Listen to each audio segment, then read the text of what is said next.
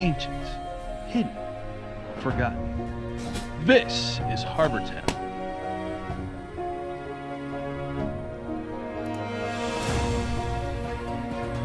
Harbor Town is an all-new series from Miniature Building Authority, the leader in tabletop gaming scenery.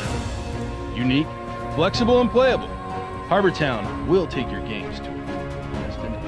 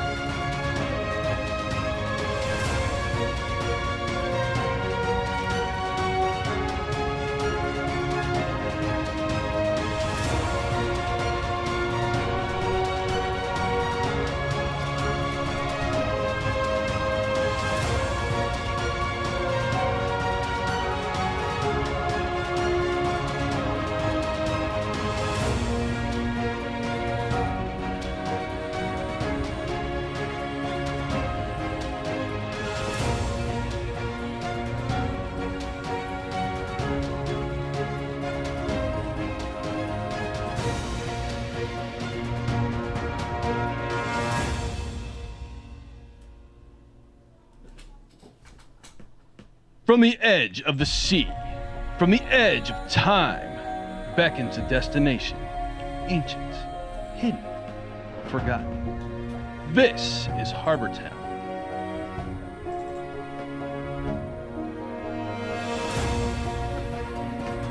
Harbor Town is an all-new series from Miniature Building Authority, the leader in tabletop gaming scenery.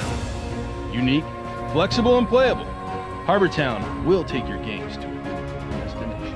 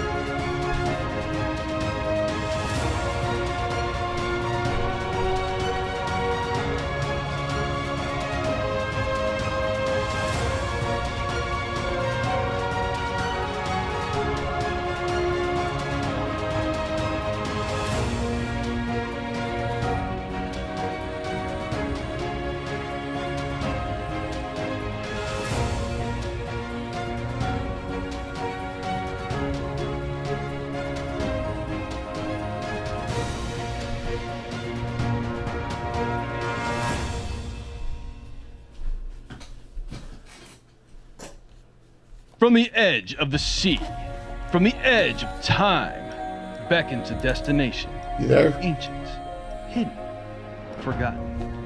This is Harbor Town.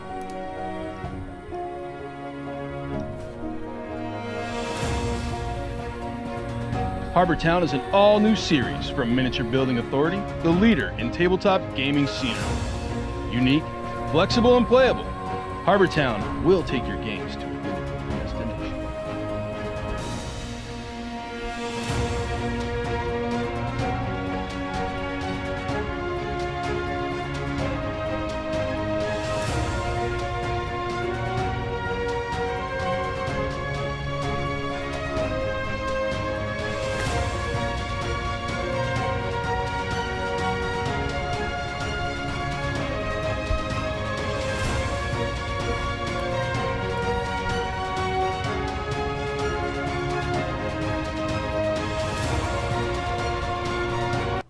So I guess that silences us completely, huh?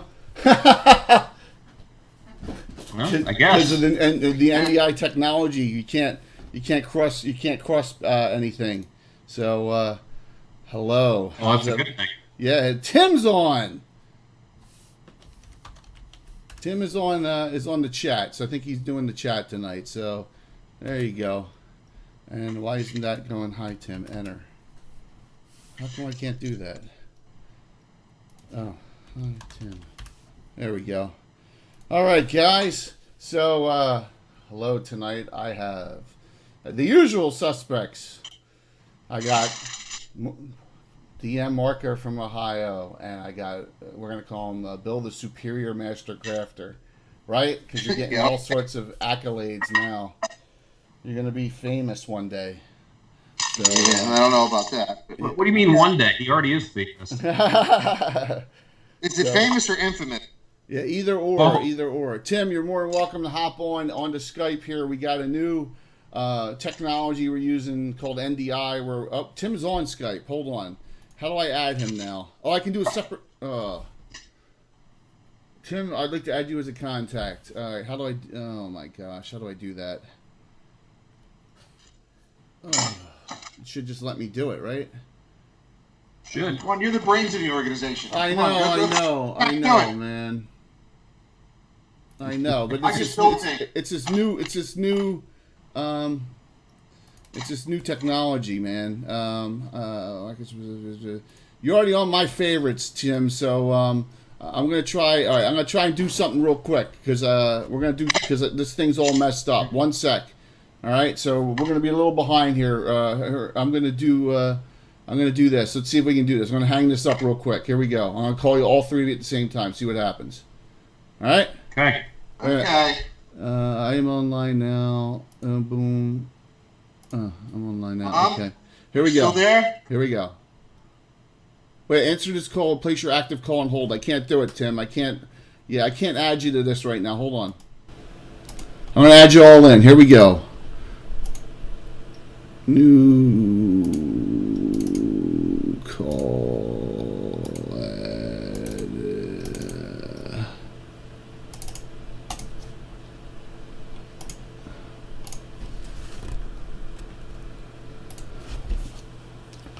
Bear with us.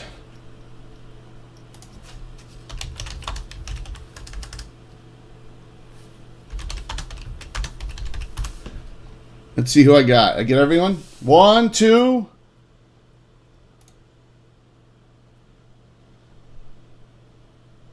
Who out of three is dead? Tim there? I saw his name on the call. He's not on the Alienware thing, so. A lot of double feedback. You getting double feedback now? Yeah. I'm not getting any. You may. That's weird. It's only my voice that's echoing though. Oh, wow. This is what happens with technology.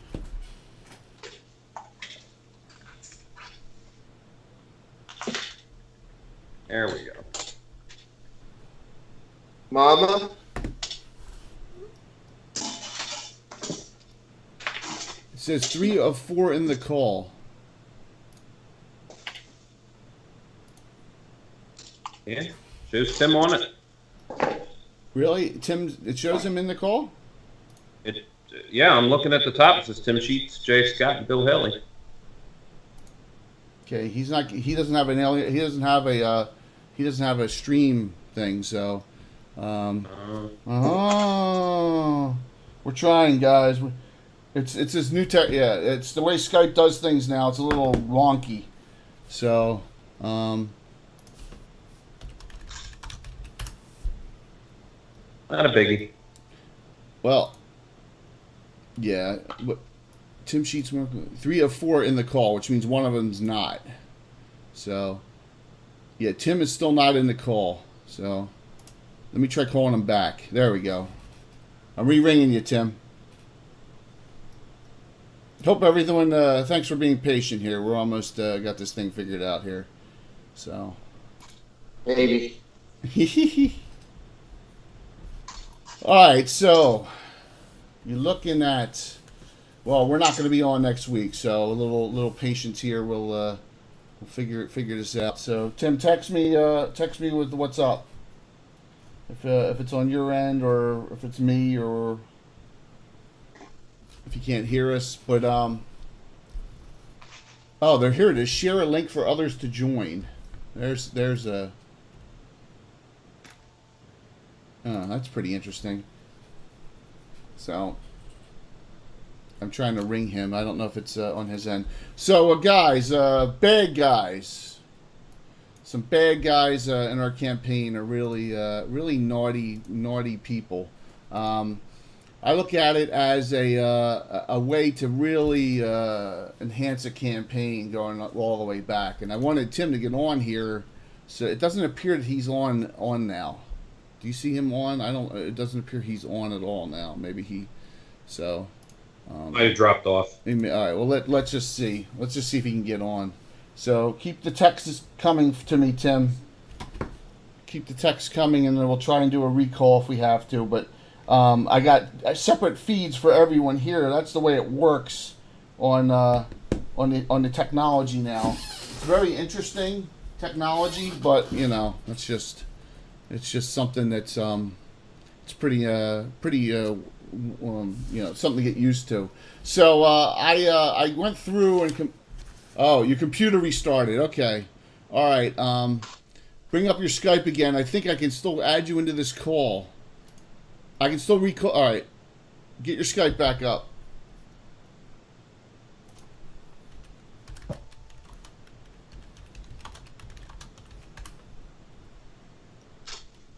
Yeah, because he's on this, not on this call. I can still re-ring him. And then once he pops on, I can stream him in, hopefully. So, fun. There's Walt. Walt's on too. I got a text from Tom that he was on his way home. Yeah. So. Hail, the gang's almost all here.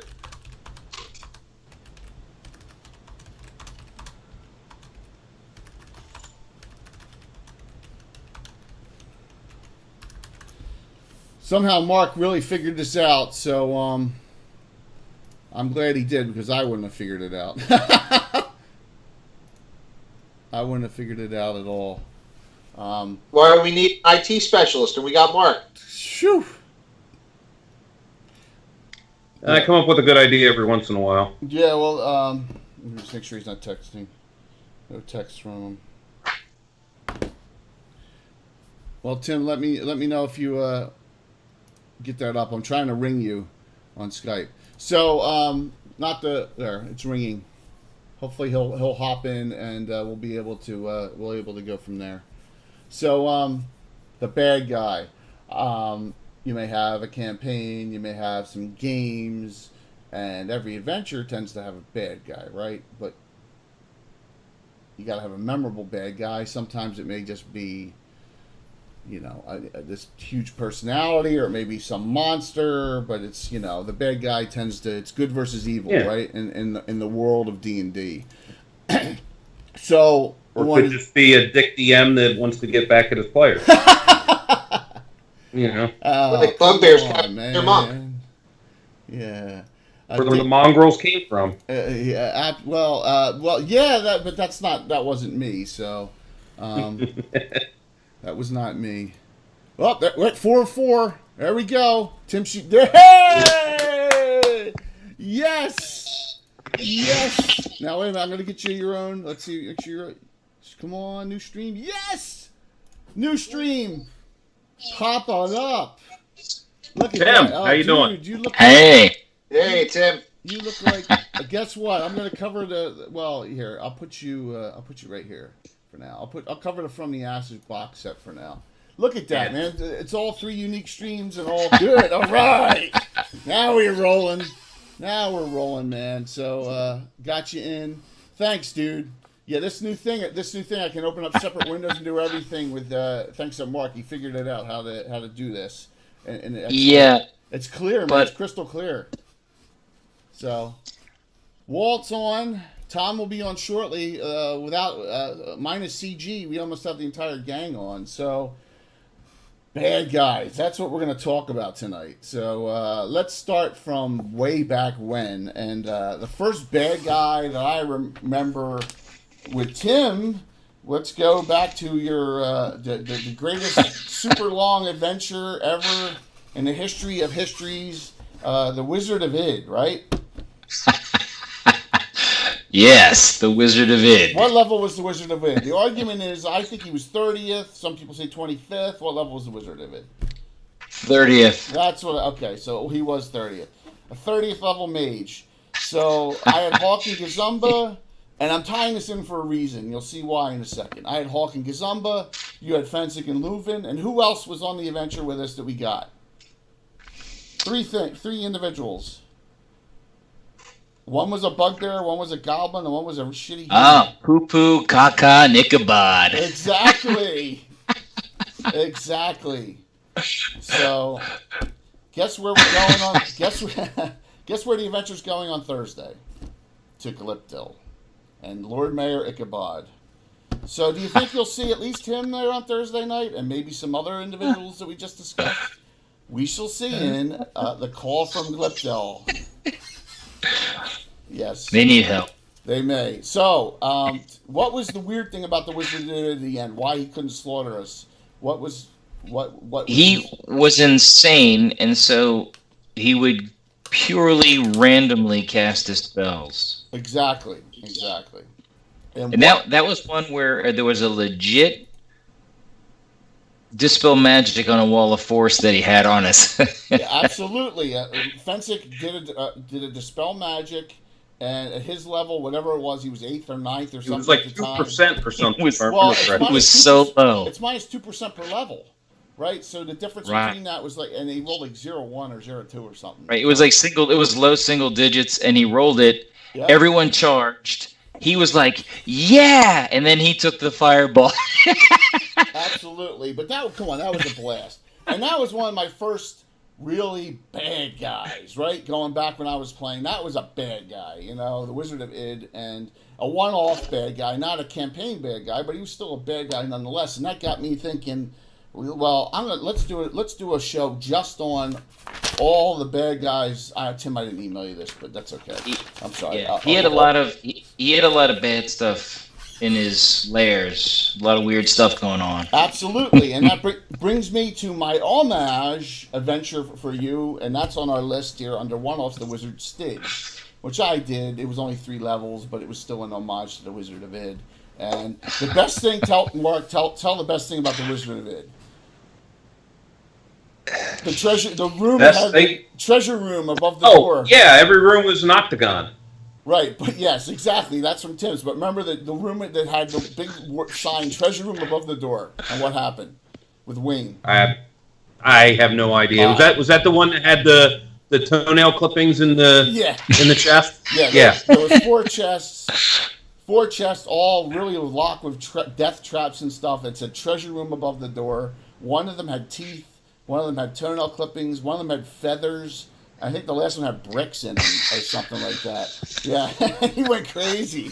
Yes, so that was my homage to Tim, the Wizard Stage on the Wizard of Id. So I look at the bad guy as you can take it to your players, or you can create someone who's a repeat bad guy, and that's where I wanted to talk old school, and that's why I'm so glad you're on, Tim, because we talk about old school in my campaign. Who do you think of first? Who do you think of the bad guy first in my game that you? There's the gnome.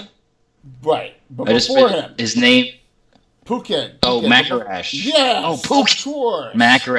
Makarash, not the original bad campaign guy. So right before when you and Walt joined the group, we did adventure number 1. We finally started the campaign. If you recall, I had a bad guy, and Walt may remember this name. She was named the Claw, and she was like this assassin that no one knew about. And it turns out that the Knights of Ulick gave her refuge status at Wales Castle, and her name was Clar. She was the original bad guy I had before we started the Order of Yulk, and we started actually logging our campaigns. But Makarash appears in like adventure number 4, I think. 3 or 4 he appears in. And it goes on, and you get your character, Skeeve, imprisons him, and you're all happy. Yes, and then some idiot frees him. Yeah, exactly. And Mark was there for that, and that adventure. Yes. And there are many unpleasant ways Not to die. responsible, but I was there for it. Yes. So that's the original. Makarash is the original bad guy in the campaign. Now, a lot of people don't know this, that Macarash wasn't, but Phuket was and Holly was. What organization did they belong to, Mark? Do you remember? I don't. I'm sorry. The Dark I Brotherhood. don't remember. Dark Brotherhood. Okay, so, and that's something that I haven't really brought back lately, the Dark Brotherhood. The Dark Brotherhood worshipped what goddess in the Finnish mythology? Leviatar. Yes, I was going to say that. Okay, yes. Now, that Maiden of Pain. That comes out of a actual, I think it was the Dungeon Magazine adventure called the Dark Brotherhood. I think it was in dungeon number 10 or one of the earlier ones, but they worshipped Heisei, but I switched it to Leviatar. I always liked the Maiden of Pain. I thought that was such a great name. You know, the title Maiden of Pain or Mistress of Pain is just, that is not, it doesn't allow bad imagery. It's like, you know, it's like I want to torture you and just slaughter you beforehand. You know, I love that. And so yeah, Leviatar was probably an evil antithesis for us in the campaign very early on. But so if we go old school with the Tim grouping guys, I put this list together. The Claw, Macarash, and then some Phuket, some Holly, but they're a little later on. Lord Page. A real big. Yes. But see, not an evil guy, just a chaotic neutral idiot, right? A chaotic neutral cavalier that is not evil, but a villain. A villain. That's a good way to put it. I could have used that absolutely. But a nemesis to Skeeve in more ways than one, considering that Skeeve married his ex-wife and, you know, all sorts of other things, and was always messing around with him when he shouldn't have been, like getting in his bedroom, and really just being an annoyance to the guy. So I have to say that I have to go on record by saying I think he was just vastly misunderstood. Yes. He wasn't even necessarily a guy. Yes, Walt. God. Steve took advantage of him, and you know, he's just absolutely like the Disney villain. Skeeve was afraid of him. Skeeve, yeah, and Skeeve was not afraid of much. Hey, Tom's on too. Tom has hopped on. Hi, Tom. And I think we got a couple other of our regulars popping on now, so this is going to be a good night, just like last week. I appreciate it. So then you come to, and I got some pictures up, and you'll see like Robbler's up now. That was a picture from, I believe that is from the Rary the Trader set. I believe that picture of Robbler up. Yeah. So there's a lot of pictures of Robbler up, and then this next character, I got a whole bunch of nice ones. That's actually someone we're going to talk about. I'll save that one. But that is a figure I have, and it's a figure of someone who I think we could have developed more, but was in one adventure and got killed off early. So if you go back, the main antithesis of the old school days, the bad guy that we tied things around, was Tativolus and Despater. Why I did Devils, I don't know, but that's the direction we went. So basically, Macarash was serving Tativolus, right? And Tativolus was serving Despater, and that's how it went in that time.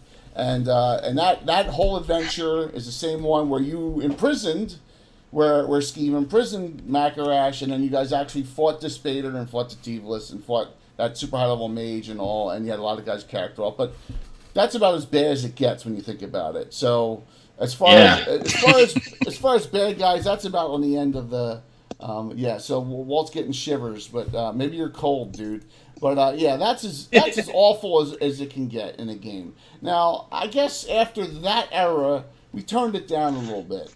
Well, a little bit. I want to add that I didn't develop the deep-seated hate for some fictional character Macarash until later. Well, that's true, you did, and that's because right. So, but this is just I just want to add that in because I want to talk about it later. Absolutely. You really hated him later because of other people's stupidity, but then again, I led them right to the slaughter on that one, and that's the job of a DM. A DM is supposed to lead them to the slaughter. So, Mark, in your campaign right now, who's your antithesis? And Mark's group of Ohio players, and they're very low level. But so essentially, they didn't really have an antithesis as of yet. Okay. They're about to find out about one. But the closest would be the guy that was in Citadel by the Sea, Cromard the Sage. Right. Who got away with Alcard? Right. He's the one that actually runs away with Alcard, who did run away with Alcard on him. But he ended up meeting up with him later, and they ended up defeating him. So it was kind of that's where actually Stupendously Lucky Adventuring Party came from. Slap, the Adventures of Slap, which is a great name. We all love that name. But the good thing is that you had a bad guy in that. So you had someone who were like, and when they killed him and they defeated him, they're probably like, yeah, we got him, right? And you created that like tension. You created that, euphoria when they killed someone. And that's the whole point. I mean, there's a goal based. You want to get them. You want to just, and I know that's how Tim felt with Macrash, especially when he got free. So. Yeah, absolutely. Now, some others that we I have a list of specific ones I want Tim to talk about, but a lot of one-off that I would just say the Mongols didn't have a leader. I created Travis Crabtree and Junior were the leaders of the Mongols. There weren't any, but that's a whole organization. Eaz has been a thorn in the side, and there's a picture of Eaz up now, a real bad guy. But is his mother worse? I'd say maybe, right? Egwolf is worse. Crazy. Yeah, and in Expedition of the Ruins of Greyhawk, she was really a thorn in your sides because you had to fight a simulacrum of her that stupid idiot Vane who's up there, and Vane's another bad guy. And then you had to fight Vane again in undead form later on in events before David Gradavis's wedding. Oh yeah, so nothing goes well for David Gradavis, Tim. You know that. So absolutely. And then another really bad gal in the world right now she's still around. Is Marquesa. And there's Marquesa the Black up now, and all the different Marquesas that she's made copies of is another really, really bad gal. So some one-offs now, one-off adventures. Marquesa the Gold up there now. You have some that I both Wizards did Wizard of Id. The Lizard King from Tomb of the Lizard King. That's a nasty one. That's one of Bill's favorites. Absolutely. Yeah, you really love that one. That series alone. Yeah, well, the Tomb of the Lizard King it's a great module. Yeah, I'd say Tomb of the Lizard King is, and that's why it's on our Wall of Fame. So here's a little quick side story.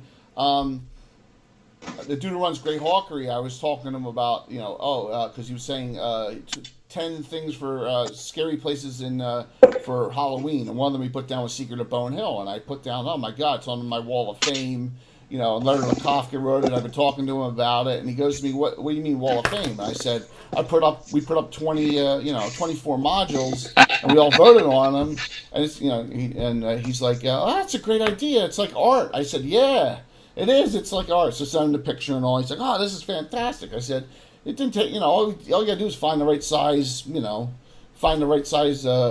around it. They're 8x10s, and something that anyone could do in their campaign." It's visual art, it's not literary, but it's writing creativity art, and as you run it, it's performance art. Absolutely. So and that's the thing. I mean, it creates another memory. And so you look on there, and I'll tell you, on that wall is one of the worst antithesis for one adventure ever. So who do you think that is? And I know, Tim, you played on this. So you should know. Ravager of Time? Yes! Yeah, that's what I was thinking. Good job. And what was her name? Oh, I forget her name, but I remember she was one cold-hearted. As mutual evil as you could get, right? Not chaotic evil, just evil. Her name was Nuala. Nuala. Yes. And she had such a soft name for such a cold-hearted. Yes, and she was awful. She would suck the life out of everyone, right, and use it to stay young. She wore that stupid +5 scale mail. Remember that? I think Mark Swing took it for his collection, didn't he? Yeah, it's in Swing's collection. Yeah, absolutely. So that was brutal because we played octogenarians after that, because she took your youth. We were all old. She put you within 30 days of your natural death. If I recall, That's actually one of my favorite adventures. It was really difficult to run because you had to fight yourselves in the end, right? And they were all young copies of yourself, and you had to fight her. And we're horrible. Yeah. Yeah, that group, I remember Swain was on it, Elijah, the whole original first group, Murdoch. I just remember that Murdoch, yes. Yeah, Murdoch the Mighty. It was one of the most evil, despicable creatures ever. Out of all, and it was in a horrible place. With that swamp. swampy, cold marshes, it was just miserable. Yeah, absolutely. Now, I love that one, and like I said, that deserves a spot in the Wall of Fame. So what are you drinking? Are you drinking your whiskey now? Tell me you are. Well, you've heard of the spell Wizard Mark, right? Yes. In the game D&D. Well, this is Maker's Mark, so it's just a little bit different, but similar. That's it. Well, maybe Walt will join in with you too. Bill's drinking a beer. I'm the only one not drinking. Mark and I are the only ones not drinking. Well, I got stuff behind me. Actually, I was thinking. We don't know that's true or not. You could be. Okay. Yeah. So when I get a shot, I'm gonna run down. I'm gonna get something real quick to join in with everyone. So let's discuss one of Bill's favorites. To get him. That's a good woman right there. All right, Bill. I'm gonna run down while you talk about one of your favorites, Sharon Valinar. Who? You expecting me to remember who that one is? Come on, the Sharon Smile from the Ravagers. You don't remember? Oh, up north, and, across the river. Yes. Yeah, nasty, very, very nasty. No one to mess with.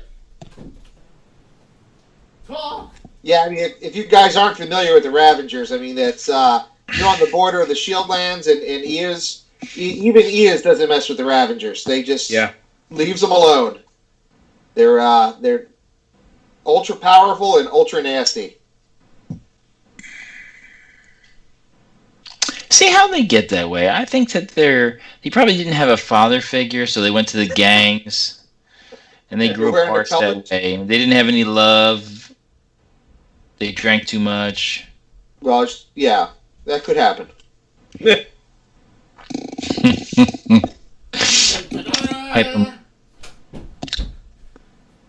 Oh, he's back. Our fearless leader, Patrick Stewart, Strongbow. There, now I feel. I got some of that in my fridge too. Now I feel part of the group. Cheers, guys. That's good. Cheers. Okay, so yeah, the Ravagers and the Free Reavers are two different groups, and sometimes people get them confused. But the Free Reavers are a group in the Horn Society. I think it's the castle, Smokewall Castle. They probably have a lot of similarities. They do have a lot of similarities, whereas the Ravagers are much more chaotic. The Free Reavers are kind of a group that's in for themselves, whereas the Ravagers have this ideology, I think that just to slaughter everything. So, yes, Sharon smiles this, right, from ear to ear, but she's like, she's right in the E is the Evil set. Now, I brought out some references to show. Tim's blocking them, so that's okay. Look at this. The cover of my E is the Evil is missing. Man. It's missing. So, looking for a place to find some really good bad guys. Whoops, I got to turn it right. This reference is great. I think she's in here. Sharon's in here, and but she has nothing really to do with E's. They're their own. They're left alone because they're bad. There's like a dozen of them to 20 of them, and they're all like 12th level and higher. So you don't go anywhere near them, and they raid into the Shieldlands, they raid into Furiundi, but they're in the old Horn Society. Even Eos's people don't go there because they'll kill them too. So definitely a fun group, the Free Reavers. I love the write-up on something like that. It's a spot where if I need a high-level adventure, I can run something against them. And you remember, Mark, that adventure we did, Wayne Drew Derek Reese, that character appeared in. So... if you know anything about Wayne Drew Derek Reese, he's a super powerful guy, but he kind of got killed. He was actually kicking everybody's ass for quite a while. He was just a simple specialized fighter, if I remember correctly. Yeah, he was, but I think he was specialized like two-handed sword or something like that. So he wasn't not Eskromystix. I believe that's the last adventure in a player character NPC form I actually used Gazumbo on. Was that adventure? He was actually on that. So, isn't that where you Retributive Striked too? Yes. Yeah, that's where Swing Retributive Striked and killed himself. Because I think they didn't have Dolrin on that. Again, he was somehow aligned with them or something. Yeah. Yes, that's who I ended up taking out, was Dolrin. Yeah, which is always good to take out a Wayne character. So, yes. Absolutely. This is going to be a fun night. We're all going to be like so fried. Good karma. Good karma. Yeah, definitely. I'm really. I warned you ahead of time. Yeah, I know, but this is great, man, because I know Walt's drinking there at home too. So, absolutely. Here's one that I don't know if you'll remember, but I remember this chick. She had the pit where she would throw everyone in, and this was low level, and like just let them like rot away and die, not feed them and stuff. Kylith, the Witch Queen. And remember we did the adventures. And Tim won't remember this because this was not that long ago. War of the Witch Queen. That was like level 4th and 5th. So Bill, do you remember that one? No, I don't. Walt, hopefully you remember that one. I don't know if Mark was around. Yeah, Bill's getting. I don't. Doesn't sound familiar. Her name was Kylith, and she was. I can't remember what group it was. I could look it up, but she was pretty nasty too. In that level, in that mode of Nuala and Sharon, where she's really just so freaking evil. It's pretty amazing the level of evilness. All right, now Tim, it's right on the edge of my head. What the hell was the guy's name in yours that had the key as a symbol? Him and someone else became Zor. I have Zor down here. Who was that? Was that Kirsten? That was Valerie. Oh, it was Valerie. Okay. Yeah, so who was it? I'm sorry, ask the question again. Who had the key as a symbol? It was Sir something, and he became Zor. Oh. Yes. I just remember Zor. I don't remember. Okay. That was another one, and that was another bad guy adventure that Tim ran. And real quick, all I'll tell you is, if you fight Zor along with a witch who has 12 bodies or 13 bodies she can go in and out of, and 6 juggernauts at the same time, it's going to be a long night. Hey, she was I took it from a Dragon magazine, High Secret Order Witch. Zor was an anti-paladin. Yes. And I also took the multiple bodies out of the Dark Tower playbook. Half-Rung Hell Eyes in Dark Tower has a stable of stupid people that he uses with Magic Jar. His old body was destroyed, and so now he possesses these bodies. And so, yeah. Now, I remember that left was Gazumba and Skeeve in this. That's all that was left at the time, because everyone else was dead, get crushed by the juggernauts or whatever. And we finally figured out after the 3rd or 4th time that she came to incapacitate her, not kill her, incapacitate her, and then find the other bodies. And this was like probably 3 or 4 o'clock in the morning after everything else that had happened. And the 6 juggernauts, and we wall to force them off finally. We got them out of the way. I think we only had to kill one of them. We wall to force the rest of them off. Fought this awful witch and killed Zor, but it went a long time. And that was a nasty one. That was a nasty I want to say guy. I used the same adventure when I was in college and ended a campaign. 100% casualty. I guess one person did get away, but 100% casualty rate. I can understand why that would be the case, Tim, because, if it wasn't for, I'm not trying to say how great we are, but you got to be pretty resourceful to get by an anti-paladin, a witch, and 6 juggernauts. So you have to think. You have to think creatively. We did. We got up high. We walled forced off those things, fought, and then but when she came back out as a little kid, and I'm like, what the hell? And she started casting spells. I'm like, this is ridiculous.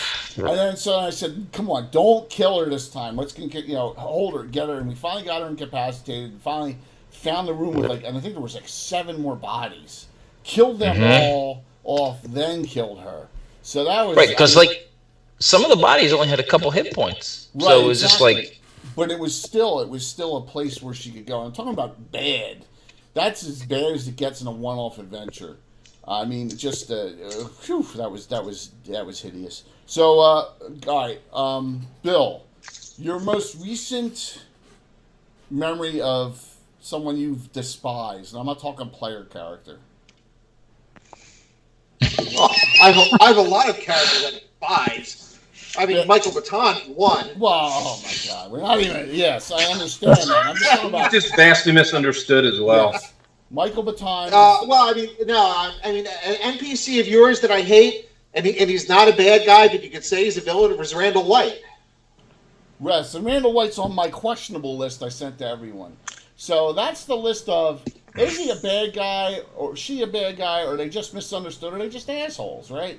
Are they really, really nasty and bad? So Randall White's more of a dumbass, right?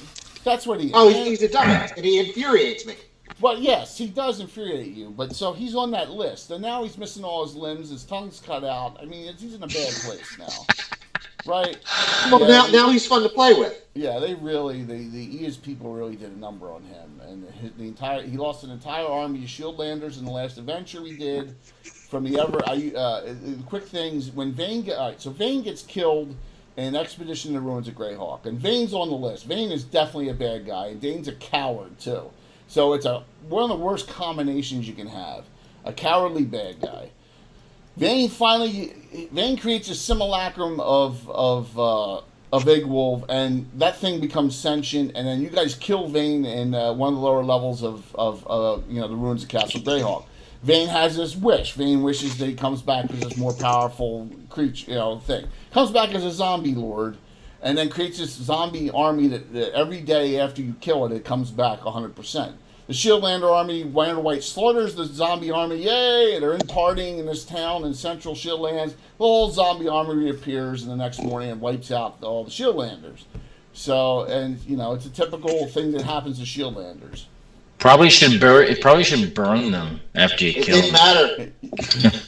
It didn't matter. It's a special ability of the zombie lord. It is, and it's a really nasty zombie a Grey Master. It's called a Grey Master. It was fun, and they finally figured out they had to kill the Grey Master to stop the zombie army from appearing. Yep. But there was Aeneas Lesser Boneheart there. He was just there enjoying the fun. So they really did a number on Randall White. So Randall White's annoying.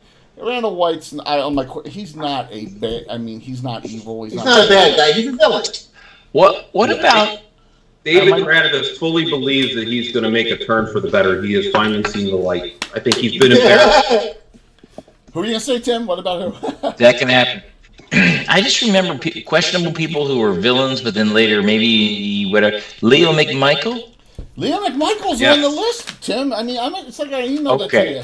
Leo McMichael is on my questionable list because here's the deal. Right, because he was chaotic neutral, right?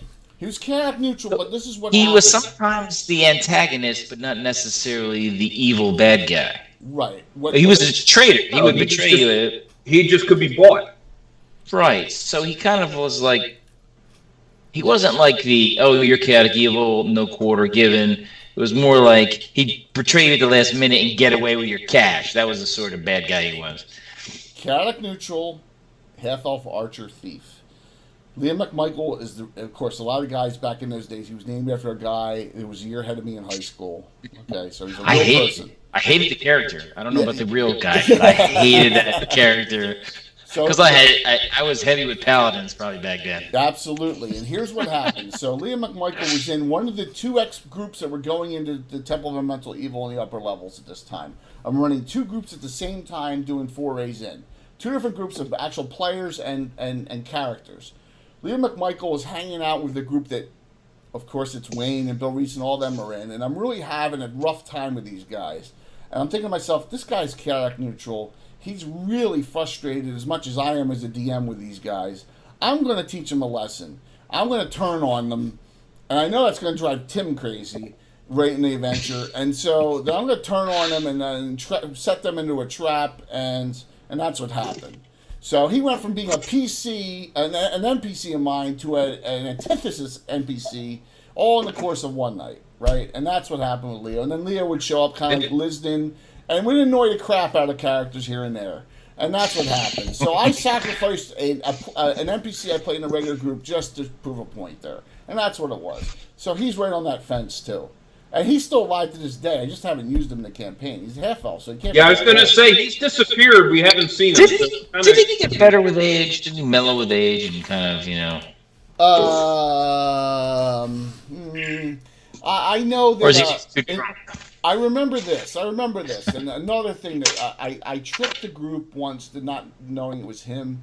And in the heyday, if you remember the adventuring group that had 4 people had psionics and they all had cell adjustment. Remember this? You remember it was one of Wayne's, one of Derek's, one of Bill Reese's, and Sleepy's. I think they all had cell adjustment. Right? So surprising. Right, all 4 of them. So I said I'm gonna teach them a lesson. So I gave Liam McMichael the one where you can turn your arms into weapons and stuff. Right, I forget what that's called. Body weaponry. Body weaponry. Yeah. I gave him body weaponry, so he came up and he was disguised. He came up and just I hacked someone's arm right off with his arm. So because I gave him psionics at that point too. So I had to. Sometimes bad guys got to be used to really prove a point on your players. I would say we're past that, and we're a little more mature now.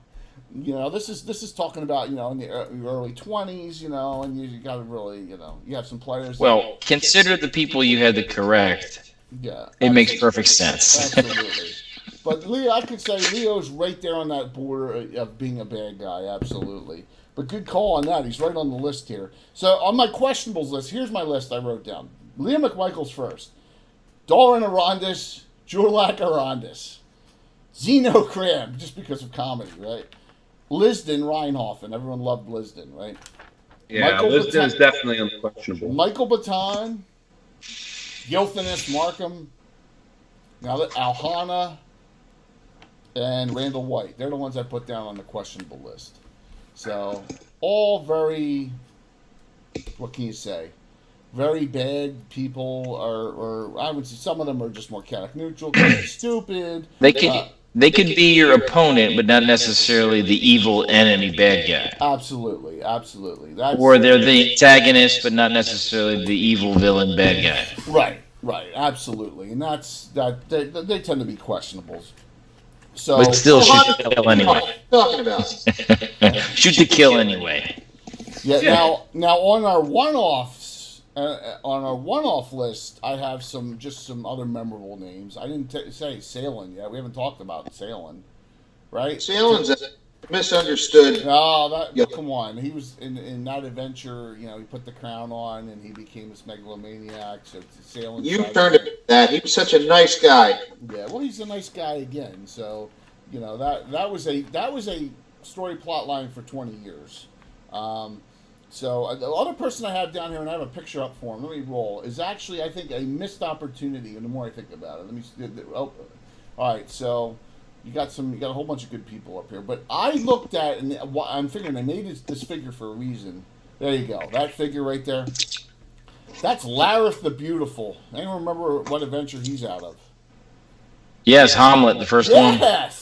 Yes, he's the evil cleric. Yes, they create a guy with 18 strength. 18 strength, a +3 footman's mace, like a second level adventure, right? Yeah.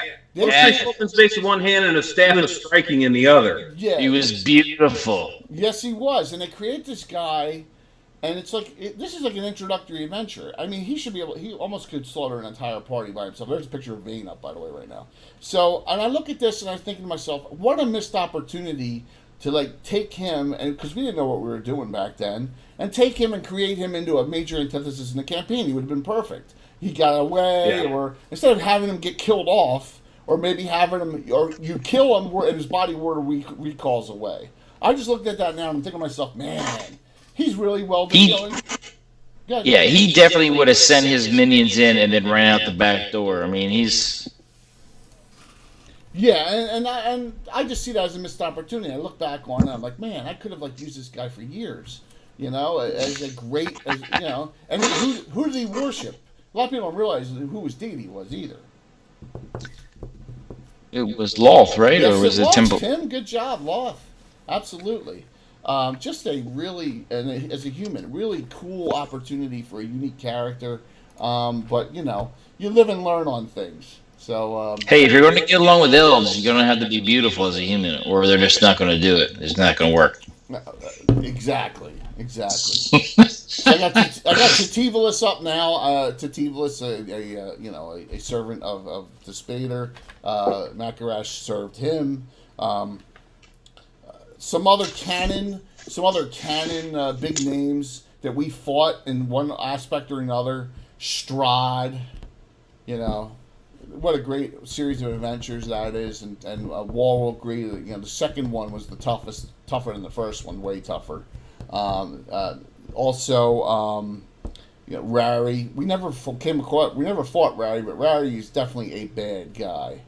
And Rary with Robilar, killed Tensor and Luke off, and I tried talking to some of the guys in the Discord channel about why Robilar did what he did, because we found that out, right, in the Expedition to the Ruins of Greyhawk, which I thought was really, for a 3.5 adventure, I really loved it. I don't know about you guys, but I thought it was great. Think about this. It was good. Very good. You fight Vane. They have Vane in there. You fight Igwolf. You fight this demoness Lavashti, right? You also fight all these other baddies throughout. They're all named personalities in it. And then you find out in it what happened to Robilar years ago that explains the whole thing as to why he did what he did with Tensor. And you find out that it's basically the Bizarro world Robilar, right?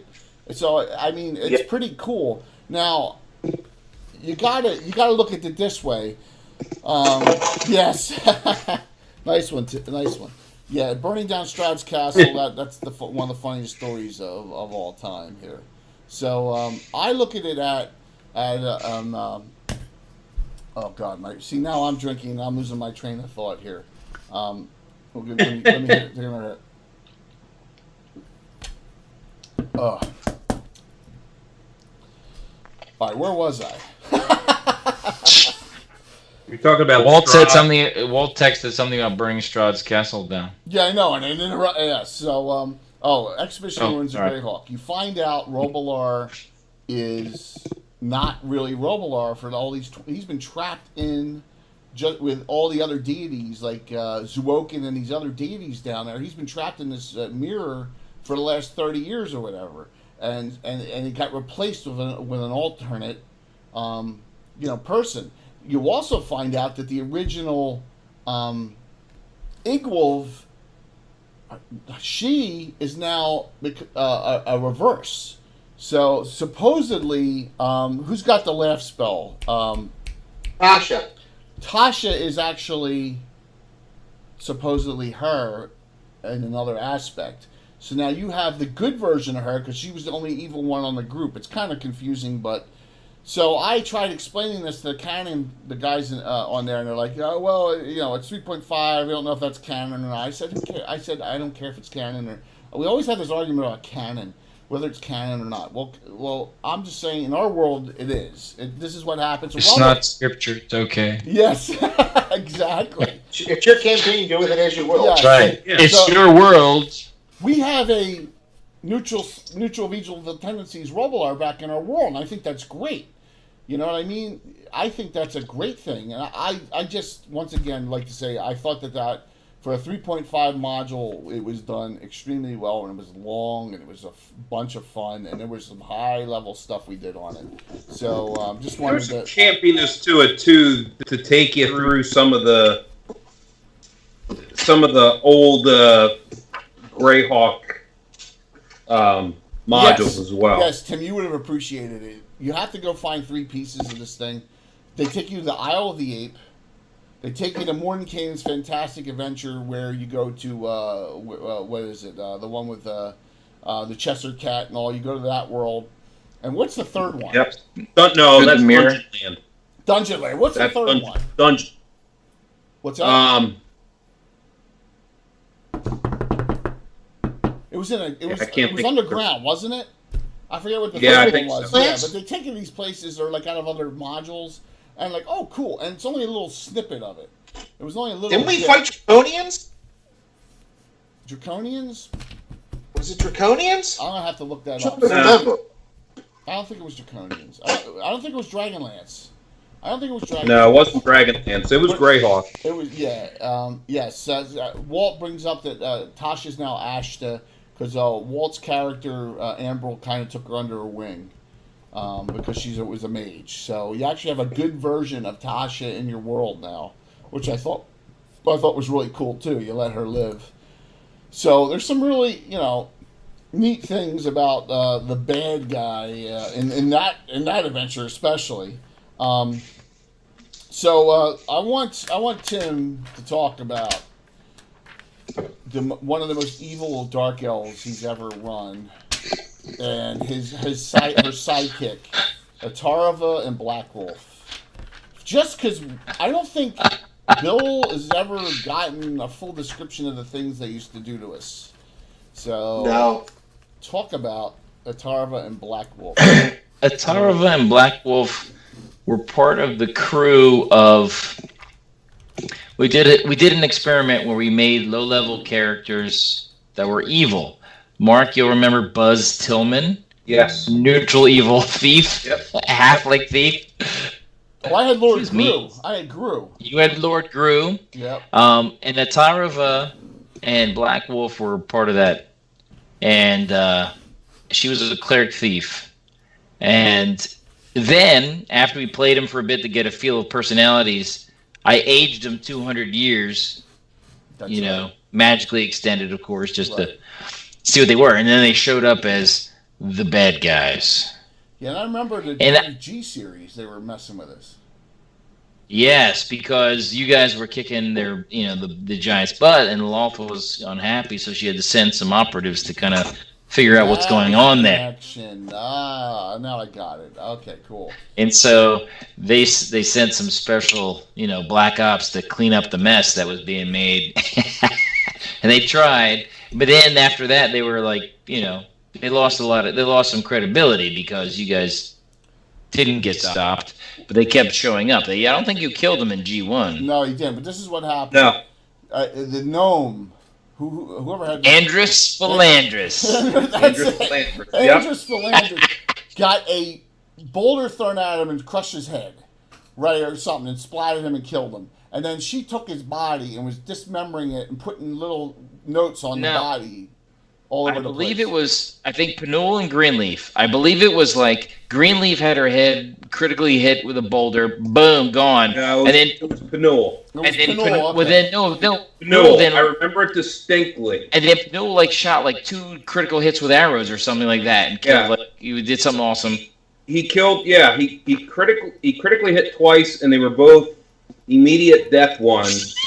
And the brother of the hill giant that he killed got pissed off and threw a boulder and critically hit him, and it struck and had immediate death. Yes. But I remember that was at Jeff Moore's house. Oh, that's horrible. But then I remember she started doing things with the bodies.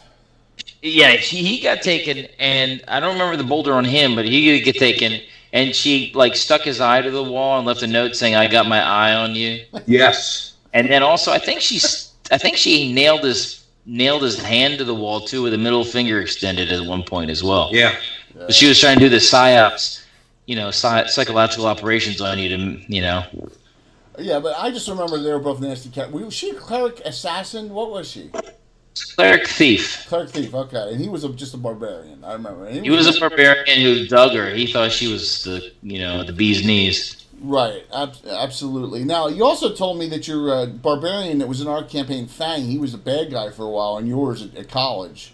Right, when I was running at college, same sort of scenario, except I think if you use Against the Giants, there's the one incident where they use the spider hounds and they're caught at a remote cabin somewhere, and there's an attack, and there's a magician there who magic jars himself, and he throws his little gem with his soul in it to the side. Oh, okay. And during the attack. Well, the party kills him because they were pretty tough. Kills him, and then he looks to possess somebody, and right there was Fang, because I was using Fang as an NPC, and Fang has like 6 intelligence. Yes, he does. So he possesses Fang, who's like physically awesome, a barbarian, but now there's a wizard inside his head. So now, at some point he just kind of stays quiet and whatever, does his thing, and no one really has conversations with him anyway. And then he just disappears. And they're like, I wonder where he's at. Well, he shows up again later. All the barbarian skills, but throw in spells that are like... so cool. It kept him off balance. Kept him off balance for a while. Because I just remember Fang as a dumb, cheery barbarian when you played him in ours, you know. So he actually was friends with J.D. Great's kids early on. He used to hang out with them back in the day. So, you know, it was a long time ago. But he makes stupid decisions intuitively. Right. His wisdom's a lot higher than his intelligence. So. No, he's really not that... I mean, his wisdom's higher than his intelligence, but he just... I make him behave viscerally. So if there's something that's terrifying, he runs. And it just... when he runs, it usually ends up being a good decision. Absolutely. That's cool, though. I mean, you told me that story via text today, and I had never heard it in all these years. And I was like, oh, that's awesome, man. So, I just... something I had not heard in all the years of our playing together. We usually tell stories of everything, and that's one of the good things. If you're playing with your friends, man, you get some stories for life. And I just heard one that I had never heard of before, and that's so awesome, man. So, and now I have to give you credit because I never really got that long-term, deep down to the bone hate. Until Macrash, I believe he was the first one. I mean, some deep down, he got away, and you just feel this rage. I mean, I learned that I first time experienced it with you, and then I used that myself. And so I used that tool to enrage the players in college, and they were like, why is he attacking us? He's our friend. Here comes a raid, guys. Lowe's finishing up. He's raiding with his channel. So, hey, Lowe. So, tell us when you first... we got to do this. When you first heard about what happened with Macarash. You got to tell us. When you first heard that they had freed him. They freed him with... yeah. What? Was I at college? Yeah, I think it's. I'm thinking it's 89. Is that about right, Mark? 88, 89, maybe. When Tim found out that Macrash came out. Yeah.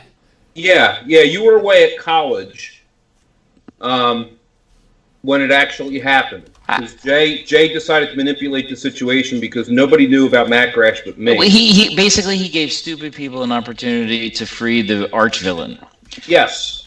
Without having it, was a good idea. Who the arch villain was or any connection to it. All they had to do was follow instructions. To this day, I still remember the look on Jay's face, the disgusting look he had on his face. And he just looks at me and goes, do you realize what they just did? Yes. They thought they were and I said, so yes, I do, and I'm going to be the one that's going to have to explain it to Tim. And he's going to blame me. I can't... To all your new people, Strongbow! I don't remember.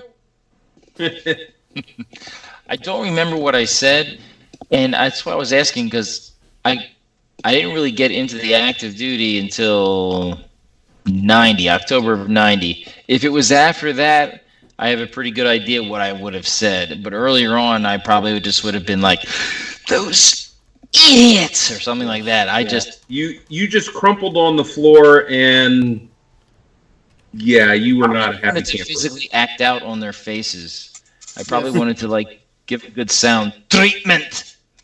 So Lo, I just want to tell you guys hang in there. When we're done, we're going to. I'm thinking we're going to go raid the Greyhawk channel right in the middle of their broadcast if we have enough people.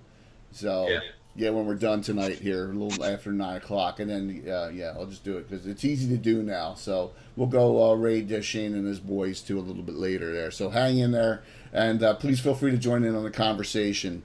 Yeah, man. So here's the thing. Bad guy, real quick for all you new people who just came in, Macarash was the arch antithesis of my campaign from 81 all the way to 87 when we played. Jay, Macarash what? What was his full epithet? Macarash the Elf Mauler. Was his name. Elf and Mauler. He was, nice. And he was good because he loved the large tactical things too. He was good with armies. He was good because he was before what's his name, the fighter assassin. He was the first dual class fighter assassin I ever made. You know, in the good old first edition world. Who's the Turin Deathstalker? He was dual class fighter assassin as well. He was before I even knew who Turin Deathstalker was.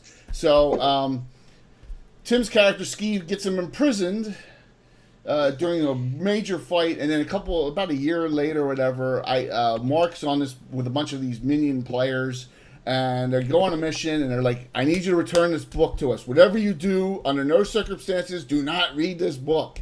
And of course, simple instructions, you would think. Do not read the book. And guess what? They ended up reading the book because they thought someone got imprisoned there, right? And they thought, oh, we'll get him out. We'll get him out. Yeah. And it was a trap. And they freed him after all the work that Skeeve did to get Macarash in prison. So that's one of the stories about actually, Skeeve should go and kill. Skeeve should go imprison those guys.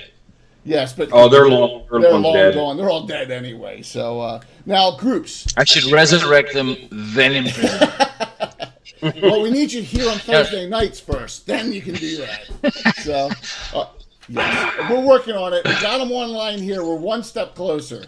So, one step closer. Groups of baddies. We've already talked about the Mongrels of the Putrid Tongue. I am not the original creator of the Mongrels of the Putrid Tongue. Tim is the actual creator of the Mongrels of the Putrid Tongue.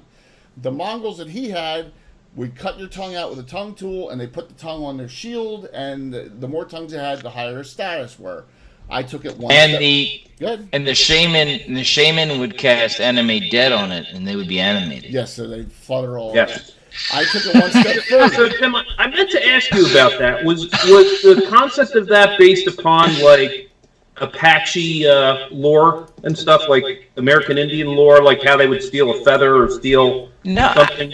Well, just taking a body part is always kind of one of those things that sort of savages do, sort of. And the monster gibbering mouther kind of was just the artistic little hint, towards like, hey, what about a tongue with all these animated? What about a shield with all these animated tongues on it? That's disgusting. Let's go that way. Okay. So basically, it was your typical disturbing self that came up with it. For anyone who's new here, creative. For anyone who's watching, Tim D has DM'd longer than I have, going back to the 70s when we were all 10, 11, 12 years old. We walked into a room once, and I never forget the just the look on my own face. He has a guy lying out, sprawled out on a slab, and he has a zombie on either side. Well, zombies don't get tired, and the zombies have whips. The zombies just, as torture, whip this guy's feet off. Okay, and I never thought that a picture in my head would ever have been so distinctively graphic in my head that my God, I can't get this out of my head. From that thing. And so this is the DM who whipped someone's feet off. Level 1, Wizard of Id. Yeah. It was early on in the Wizard of Id. So just to tell you, this is the mentality we're dealing with here with Mr. Tim here. So the Mongrels of the Putrid Tongue as baddies, I took it one step further. I had, as you notice, if you read in the monster manual, it says what? Orcs will breed with anything. It says it right in the original monster manual, except for elves. So I took that one step further, and I started breeding them with everything. So there was all sorts of half-orc combinations in it. So Junior was a half-orc, half-halfling, right? So it was a little snout-looking, and they hated him. So they really hated him as a bad guy, because he was around a lot. And so he was like he was like the second in command of the Mongrels. So they end up killing him finally as a baddie, and then Tim's dad has Tim's dad John has a druid thief, a halfling druid thief named Petronius. He's really powerful. To be spiteful, he took Junior's ball sack and turned it into a tobacco bag. Okay, so I thought that was funny. I mean, that was pretty. It's pre-shaped. It's pre-shaped. So from that, they were able to resurrect Junior because there was part of him still around. So another cool thing we did with the baddies on that was yes. Another neat Just thing. goes to show that the apple must not fall far from the tree. Exactly. That's exactly what it shows. So I brought the mongrels back. There's been 2 streams of the mongrels. I'm going to keep on bringing them back because it's been so long ago, we missed them. So, and I know Bill's having fun with it. Right, Bill? We used loosely. Yes. I love the Lossels are my friend. Yes. Point of order. I just wanted this little meaningless trivia. Mm-hmm. The Mongrels Adventure was also the same time we had some of the evil guys at low level, and Atarava and Black Wolf were in that. And Atarava borrowed money from Buzz Tillman and from the Lawful Good Monk to pay the assassin to kill the Lawful Good Monk. So she borrowed money. She borrowed money from the monk to have him assassinated, and then bullied Buzz Tillman to pay the second half of the payment for the assassin. And that's where it all started. That was the same germination. Tim, I don't remember. Anyway. See, I must not have been there for that one, but that's dude, your mind just works in crazy ways. But like I said, I've taken so much inspiration from you. Particularly from the Wizard of Id and from the Mongrels of the Putrid Tongue and some other things. So while we have Tim here, let's get to the next one. Sendar the Quiet.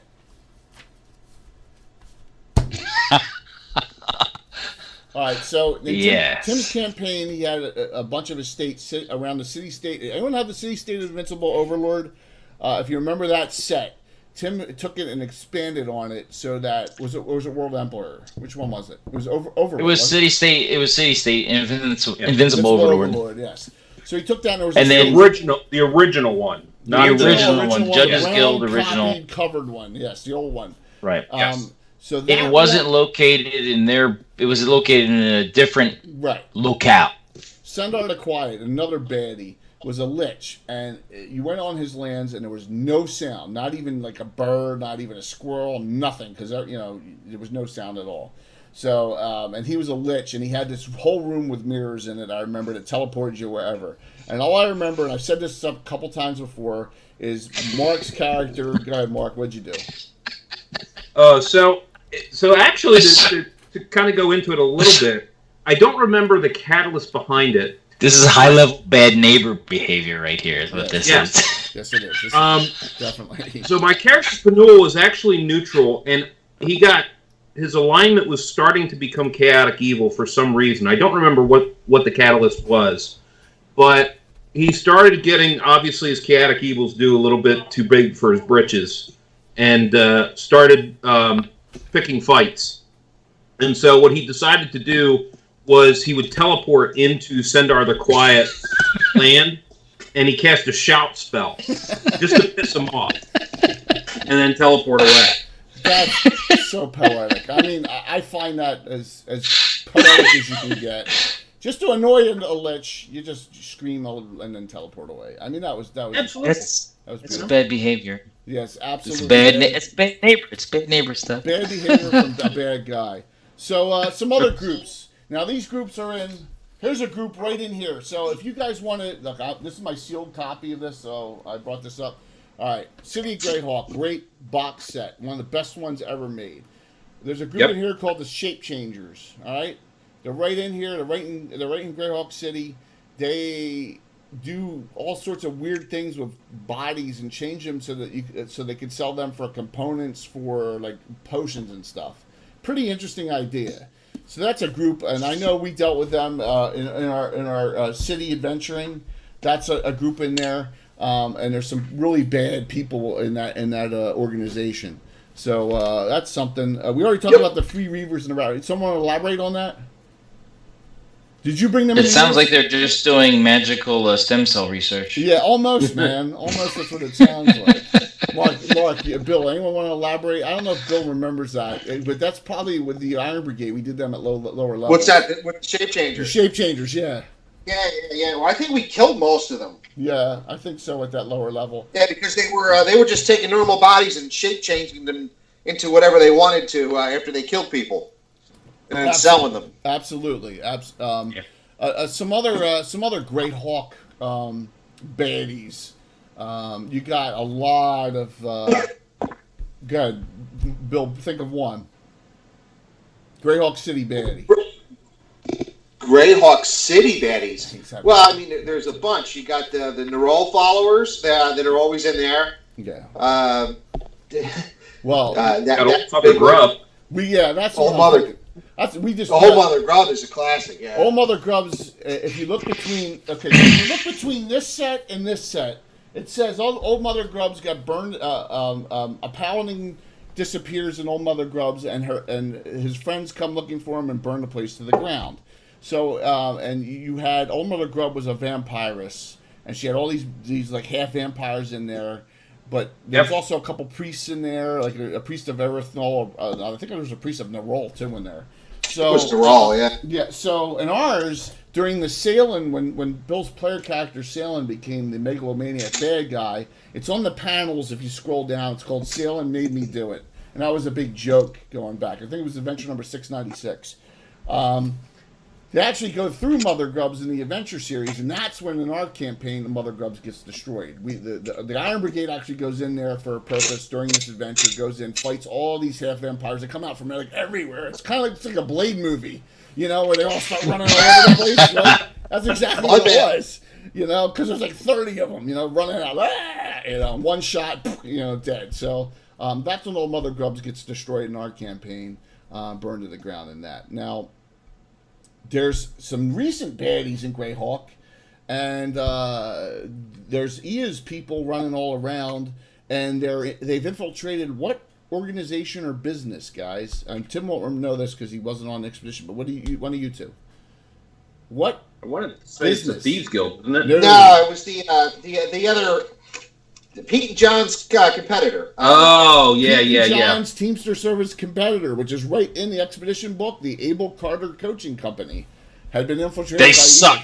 You should go, Pete. And with a lot of baddies right there, and there was a couple of high-level priests of years you had to deal with during that adventure. And Abel Carter, is popped up anywhere. There's a Pete and John's Teamster Service, which are two characters that are Tim's actually, that created this business, and they've created the caravan transports from Greyhawk to Divers to Altamira, all over the place. Those characters are a homage to your use of using them. Yeah, absolutely. But they're still it's a ball less. But Abel Carter actually exists, and they're the main competitors. And they were infiltrated by a bunch of baddies via his people. I got a picture up right now. Who's that on the screen, guys, as she pops up? Who is that? The Clavdra. We haven't even talked about a Clavdra. With a tentacle rod. How do you not talk about a Clavdra after all this time? But a Clavdra exists in this module, and I'm going to talk about this specifically. If you want to create a campaign with... Oh, it's right here. A campaign with a setting of Drow, using Drow, this is your Bible, okay? I don't. If you pull out that Menzo Barons and box set and use that as your Bible, I will come and find you and personally shoot you myself, okay? This is for Greyhawk. This is what you need. This has everything you need. Hey, Then, the Naz is on. Yes. Thanks.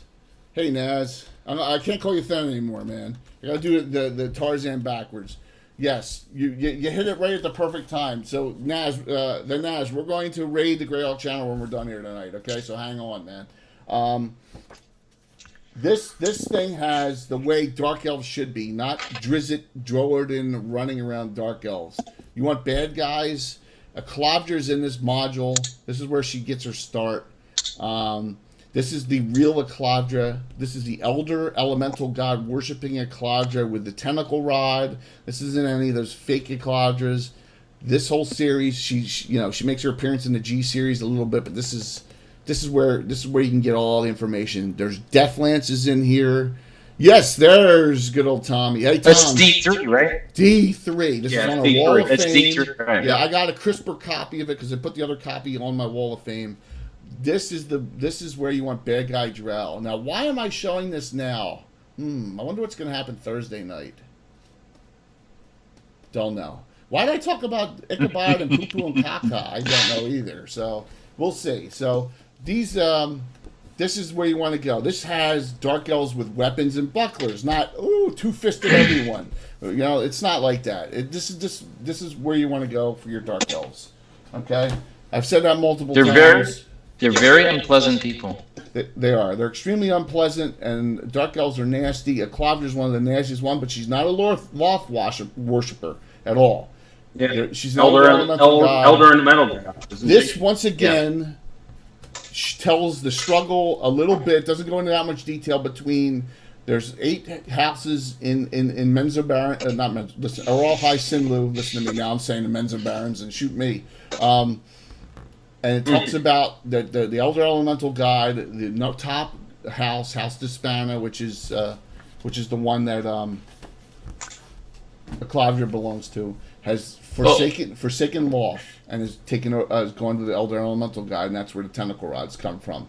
One other house is allied with them, and all the other houses, for the most part, are against them. There's some really cool stuff. So you got your Loth faction of Dark Elves, and then you have your Aklavra Elder Elemental Guide version of Dark Elves as well. If anyone has any questions, I'd be more than happy on the side to talk to you about fleshing that out in your campaign. I think it's a great place to get some baddies. So we'll see what happens. And it's a good drama thing because bad people hate each other as well. So they fight each other as well as fighting good guys. It's not just bad guys fighting good guys. Bad guys hate each other and they fight each other, and Yes, absolutely. So that's an exploitive storyline. So. It's a great storyline.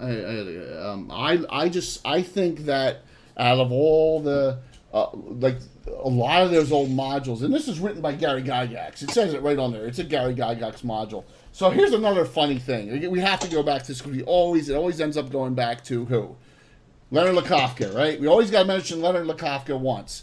So Mark is like, hey, Jay, where did you get the set traps from that you use as another ability for thieves? And I go, I got an old dragon. You want to see where it is? And I go into my book here. This is our major classes and races book, and I look it up, and I go here to the event to the Thief a Special Look, and I'm like, holy shit, the Thief a Special Look by Leonard Lakofka. So I have something else to talk to him about now. Oh, and Leonard just sent me another packet of goodies. So here we go. I got more Leonard Lakofka. I got more Leonard Lakofka topography maps and other stuff that he wants me to copy for him. So awesome. As far as getting him to play an adventure, the 70-year-old guy, without him arguing about rules, we'll see. But there's our Leonard Lakofka mention for the evening. Alrighty, so. But I now watch when you talk to him about it. He probably hates that he wrote that article. Well, it goes back a little ways. We'll see on that. But some other bad groups. What would you say, Bill? The followers of Fultus. Well, same thing. Are they evil or are they just disturbed?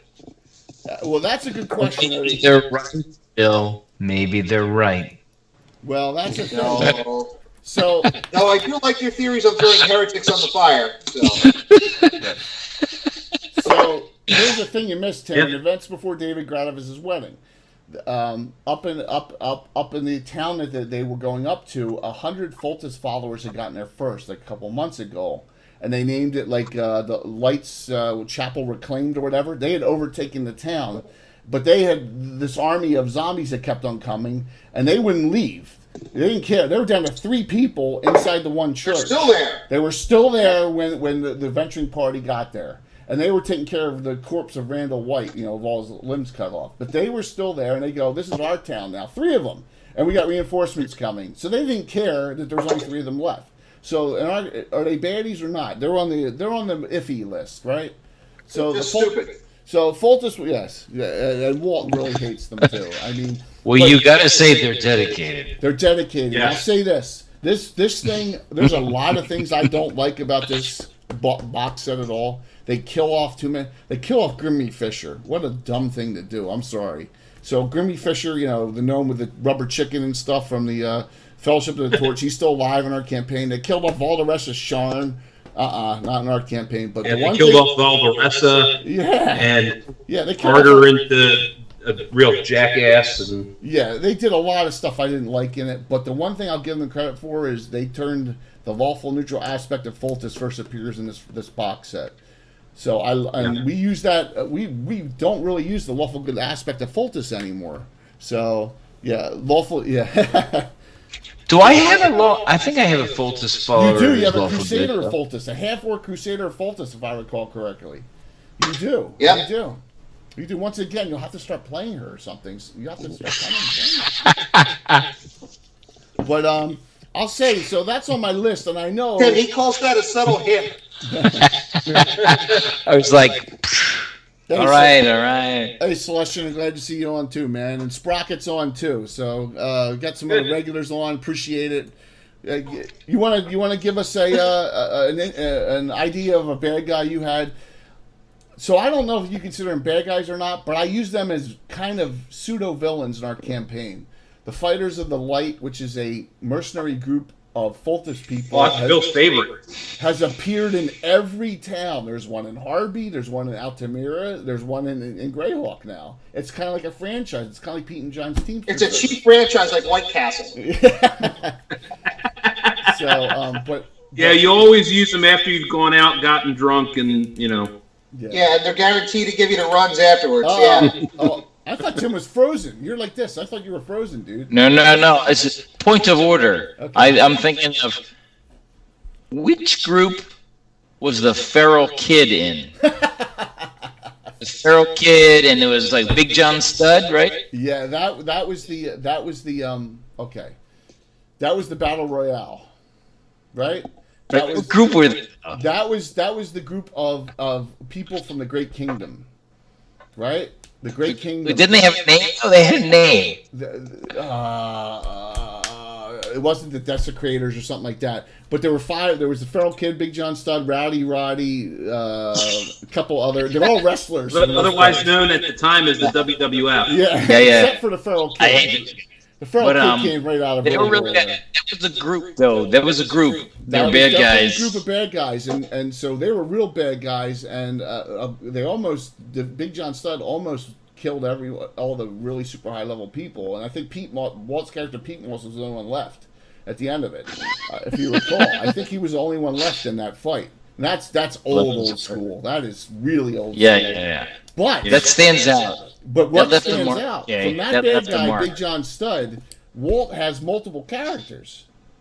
He's got Vosh, he's got Roe, he's got a whole bunch of characters. Isn't Steyer a kid of Big John Studd's too? Bill? He may be a grandchild. Grandchild. Bill's got a character. So we got offspring from a bad. Big John was a stud. He got around. Yeah, he fought with it.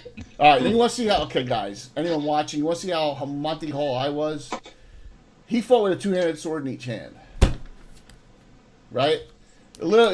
I'm sure that he had a wish spell that granted him the ability to do that, Jay. You can do that with a couple monkey grips now, I think. But Jay was playing 5th edition ahead of his time. Yeah, but great offspring from that. So we actually had what was his strength?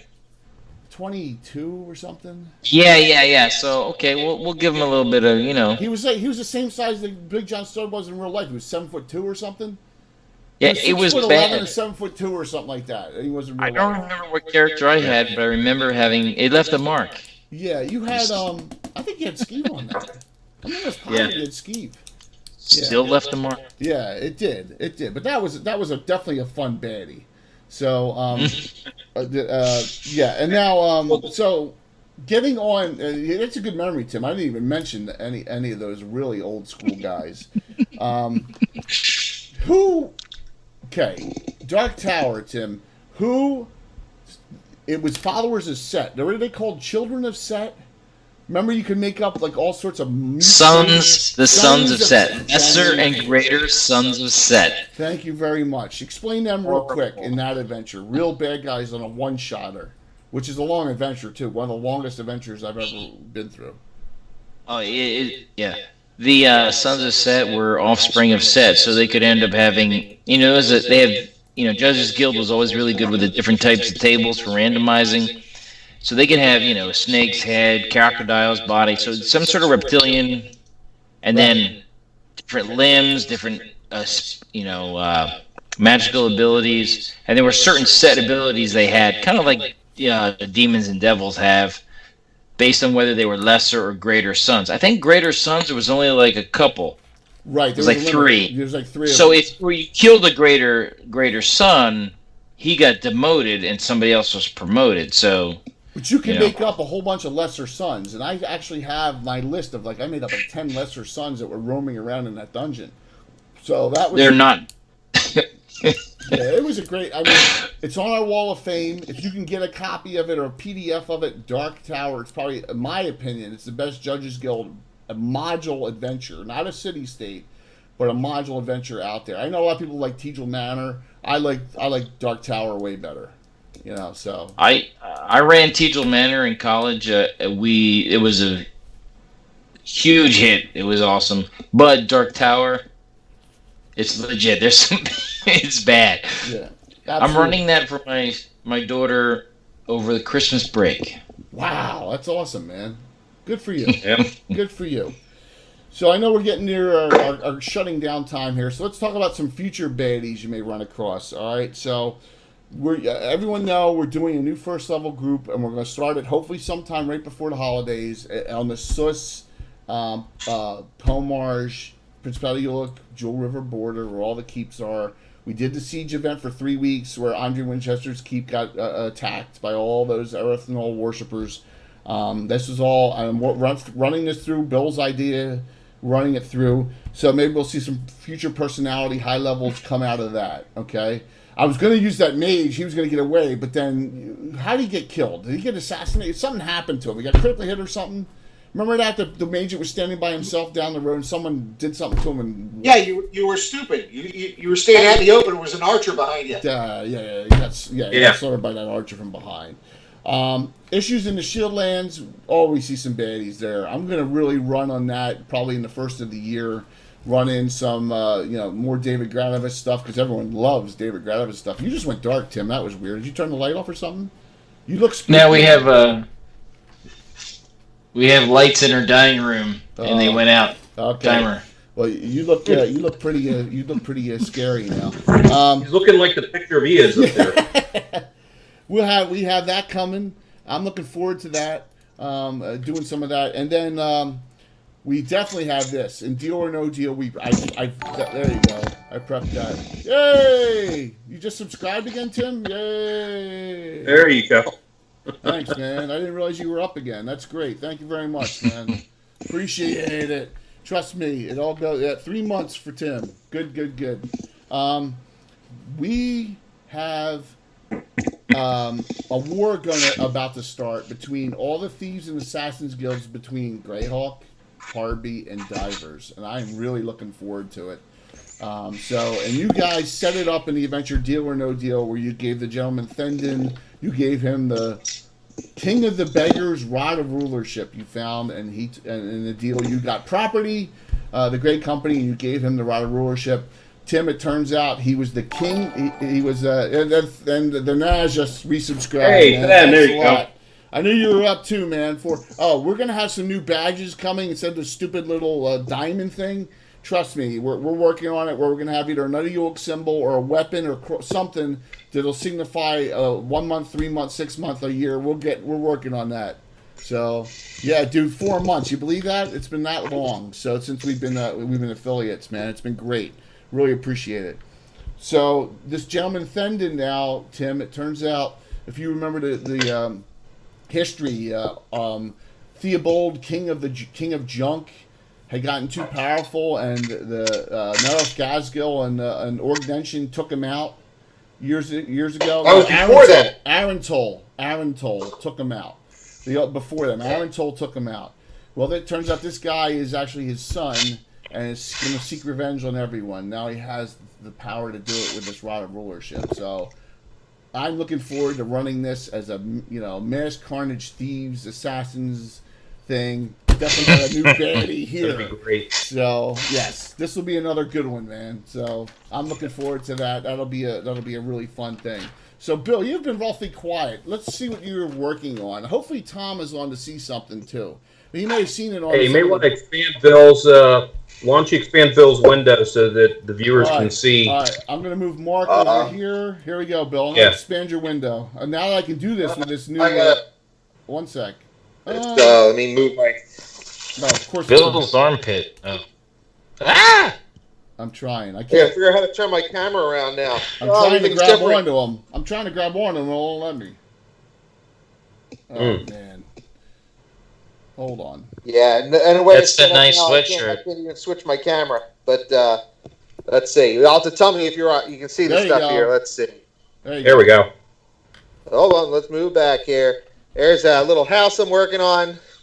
Okay.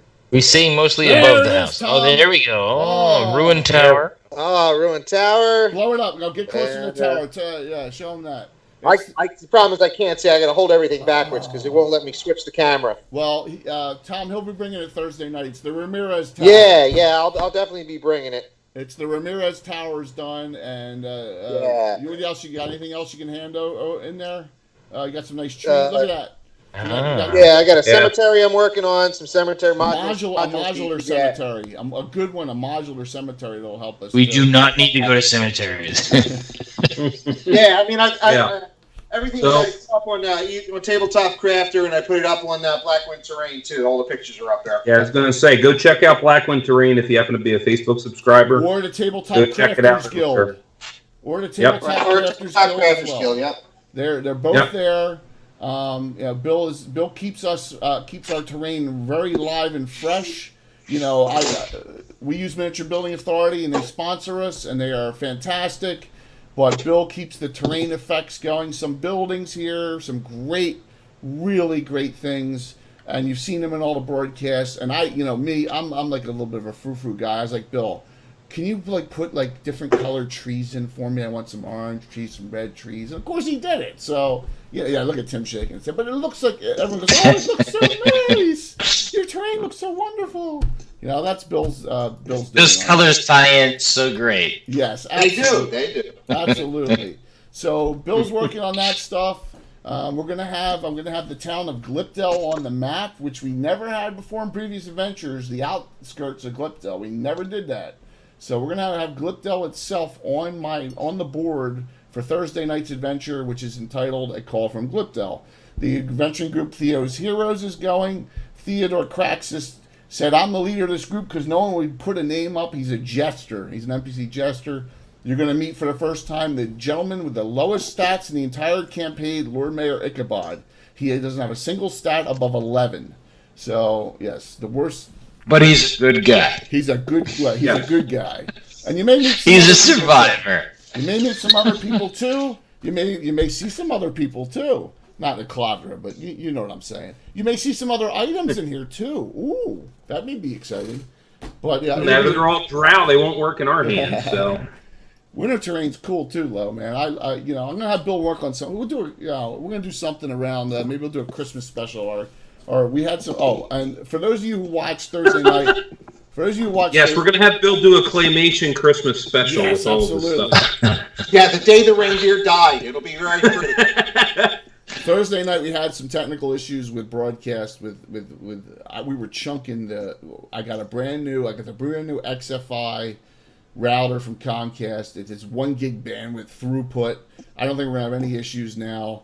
I got some things we cleaned up. Mark and I did some things. I don't think we'll have some problems. We're gonna wire jack the broadcast PC right into an Orbi down there. I think we got that solved, so we shouldn't have any chunking issues. I know Sprocket was getting a little frustrated. We're worked out that. Just be patient with us. We're 2 floors down from my up here, and I got a second Orbi coming for the basement. That'll help. We'll get it all worked out. So just be patient with us. We appreciate that. We won't do a Gabbin next week. We're going to take a week off. The Eagles game's on a Sunday night, so we really wanted to crank it up with a bunch of guests tonight and talk about the bad guys that we're dealing with here. I always want to have fun with this. tomorrow night is the finale, finally, of... Finally. Go ahead, yes. Mark. Talk about your finale tomorrow night. Yes, so tomorrow is the finale of Rescue at Ribbon Roar. They are literally this close to having it completely done. They saw some things in the magical pool which should lead them to where it is that they need to go.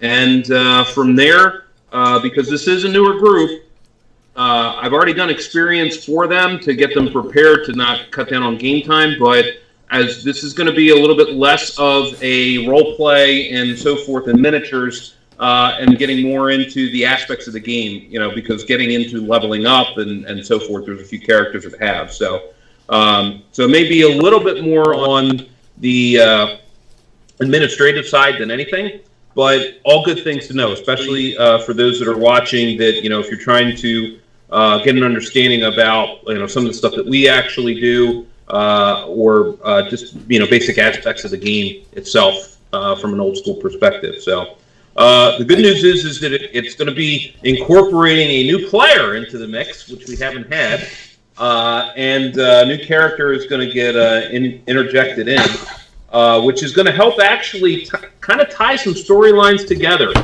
Jay and I have had some discussions about some of the crossover stuff that we're going to be doing.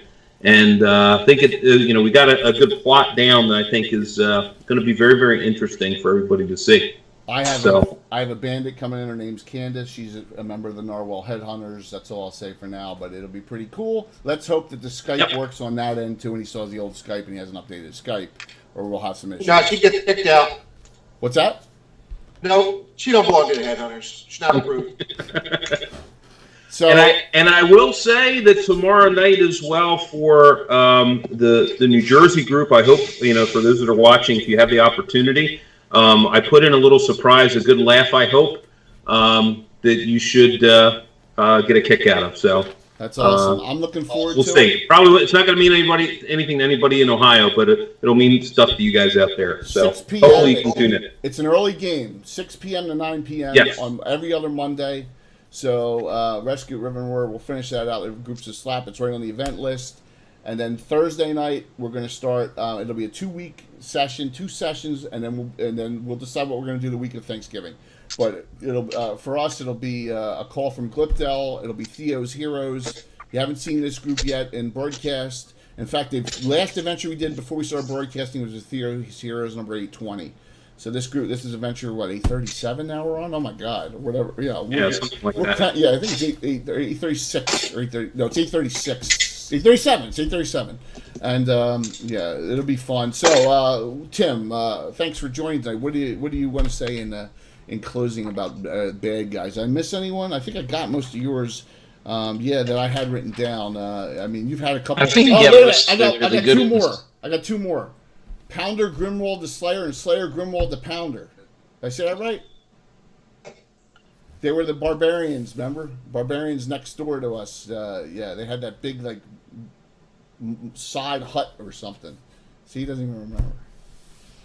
Were they mine? Yeah, were they my bad guys? It was like a father and son. Yeah, absolutely. So what? Yeah. I don't even remember. Those are good names, though. The names are familiar. Yes. I know the name. Tim's had a lot of whiskey tonight. So, yes, but that's okay. So, what do you think, Tim? I really appreciate you joining up with us tonight. What do you think, man? I just like the whole repeating bad guy you hate who foils you and gets away is the play I learned from you. So, kudos. That's it. But don't do that anymore. Well, so Bill, what about you, man? You were kind of quiet tonight, which is okay. I know you're working on stuff, but yeah, well, most of the stuff we talked about was more old school than it was. It was 30 years ago. I've only been around 20-some. That's true.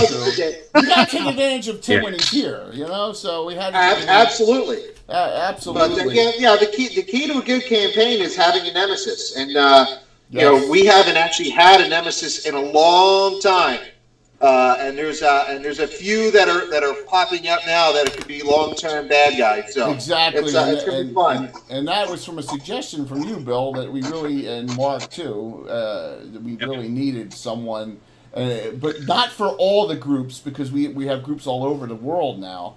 But for Greyhawk, we needed someone. For the SUS, we needed someone, and we need. That's the advantage of having multiple groups. Absolutely. The villain can be the same for multiple groups. I mean, maybe there's a large sinister organization and you're just not aware of them yet. Well, I mean, one who's a nemesis that we didn't even mention is Judge Alita. Oh my gosh! How do we forget? And she's even up here. All right, Hendrik Blurrick's up here. And I was going to say, conspicuously missing from the groups list was the Amazons of the Crimson Moon. Yes, another one. See, I knew I missed a couple. And Knuckle Parrot. Judge Porthos. Judge Porthos is another one. We see, that's where I rely on you guys, because I'm getting old and I'm getting frail. So maybe I always was frail. The Red Company. The Red Company mercenaries, but they're kind of lawful neutrals. All right, there's Lareth. Right, but still Alita. Okay, so Alita has been a bad guy. Alita's basically been the main antithesis in the campaign for really the last 10 years. Going back to when the slavers, I was like, man, I could really make a play on this. She's awful. And then Power Play and Harby, she basically sends Michael Baton's entire mercenary group to their deaths. And that was a couple of adventures ago, just 2 adventures ago. But think about that. I slaughtered an entire group of adventurers just for playability, even though they were kind of made up to begin with, right? But Michael's mercenary, the Furies are no more in Harby because of Alita. Their ship got hit a mine, hit a Greek fire mine, blew up, and they're all dead but 2 of them. Elite is one of the worst there is. There's another picture. Davis the Reaver. He's another bad guy. He's a slaver. You guys haven't fought him yet. You've heard about him. We've never even come across him yet. So there's a lot of people we didn't even skim the surface on. See, the organized crime is out there. Yeah, absolutely. Mark, what do you got to say, man? Nothing much else. I mean, I always love going down memory lane as far as it's concerned. So, like I said before, a lot of times I remember the names, just trying to associate them all in my head. I keep telling people that if you ever see me walking by the side of the road, it's because I've, forgotten where it is that I live because of all this other useless knowledge that's in my head has taken over. Well, see, the good thing about these broadcasts is now, at least if we mentioned something, we'll have them from this point on. It's another reason why I've done this, is just to get you guys all together and just talk about all this little stuff. We got Tom and Walt on, so we almost have all the players from the core players from the last 20 to 30 years. Alan's the only one really not on tonight for discussion. So we all get together and we all are like, man, remember that, remember when, remember this, remember that, and just to share this with other people like the Naz and Sprocket and Lowe and all those guys too, just to say, hey man, it's so much camaraderie. We've gotten to the point where we're like, man, this is just like, I don't want this to end, and I'm looking at the watch here and I'm 51 and I'm like, oh my gosh, how much more time do we have, So hopefully some. All right, so here's another update. Another update is for anyone there who's a Greyhawk channel watcher. Mark and I have a room. We're going to Gen Con next year. Hear that, Tim? We're going to Gen Con. We got a room in the Greyhawk channel's hostel, and they want. Shane wants me to run a miniature style game the entire weekend, and off times. You're going to take the living room tables or whatever. So we're going to have this really cool thing, and this place houses like 50 people. I think it's going to be awesome. We have room, so if anyone else from our, wants to meet us there or is going to go, man, this is going to be such a blast. I am looking. Look at Tom. Where's CG? I am so looking forward to this thing, even though we're 9 months away or 10 months away from it. So I've already started planning this adventure that I'm thinking I'm going to run, because there's going to be so many people there. We're going to have to limit it to one character. Right now we know that Jacob Jansen, Jeff is probably going to go. Alan wants to go, believe it or not, which is insane. We never thought that would happen. Walt's interested in going. and a couple of your other players are. I think it's going to be like it's going to be something memorable. I know it's way down the road, but yes, there's Zytek. I know you're a Greyhawk channel person. Hey, Zytek, when we're done here, we're going to raid the Greyhawk channel. So we're going to do that shortly. So yep. There has also been one other announcement. There's also been a Future of Greyhawk consortium. It consists of 7 people right now, and it has to do with what is going on with Wizards, and they're bringing out all this other content. They're still not doing anything for Greyhawk. They haven't opened up what's called the DM's Guild on Drive-Thru-RPG so that new writings can happen yet for Greyhawk. So I've been invited as the old school DM, old school gamer, to be the representative for that. So DM Shane is in the group. Anna Meyer is in the group. Greyhawk Mike from the Greyhawkery is in the group. Grodog's in the group. A couple others. So we have 7 people. And Brian Blumklotz is in the group. Yeah, so we are part of. I am part of that, and they're gonna try and they're reopening the Greyhawk online. They got the rights back to it, and I'm going to do, with Mark's help and everyone else's help, we're going to do old school published content on Greyhawk Online for our campaign to bring an alternate vision of Greyhawk. And what I said, Tim, this is awesome stuff, don't you think? I mean, I'm so excited about this. Wouldn't it be shocking down the road one day if the Knights of the Order of York was canon? You never know, man, right? They're hoping to get the attention of Wizards of the Coast and get Greyhawk back up and kickstarted and up and running again. I wanted to be part of this, so they invited. I'm excited about this. So we're gonna publish stuff about the Knights of York. We're gonna publish stuff about Selene. All the things, our classes. We're gonna do articles on that. We're gonna do articles on the way we do proficiencies. All sorts of things we're gonna add to the content of this online Greyhawk Online. Plus, we're gonna help try and work on the direction of Greyhawk. And this is I'm so honored to be representing the old school for 1E 2E guys, because this content is going to be edition free. So we're going to make it and put it in our style, but this can be used for any of them. The 5e stuff's going to be, it doesn't matter. It's all about Greyhawk, not about the edition we're playing. So I think that's such an awesome thing. So look forward to that coming soon. I'll keep you all up to date on what that is. Another thing, please, I know a lot of people have joined. The Discord server is up. We have our own Discord server.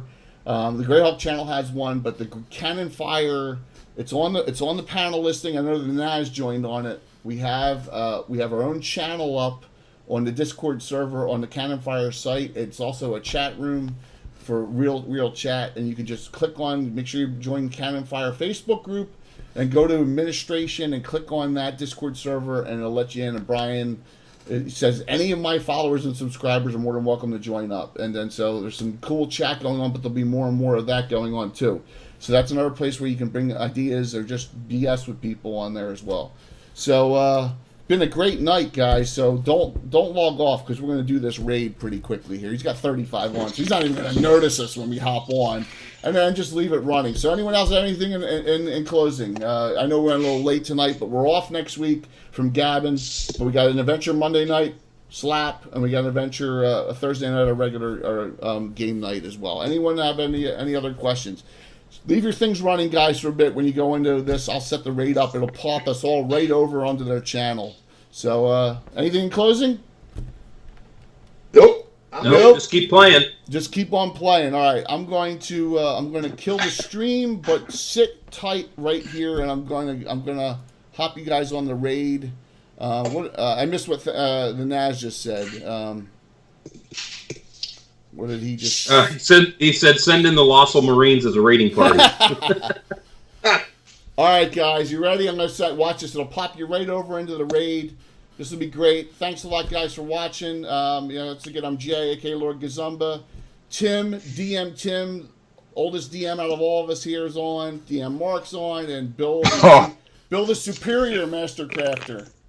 So keep adding things to it. Thank you so very much. Here we go. I'm going to start this raid right now. I'm older, but you have more mileage. Keep on gaming, guys. Keep it up. Greyhawk's the best. Talk to you soon.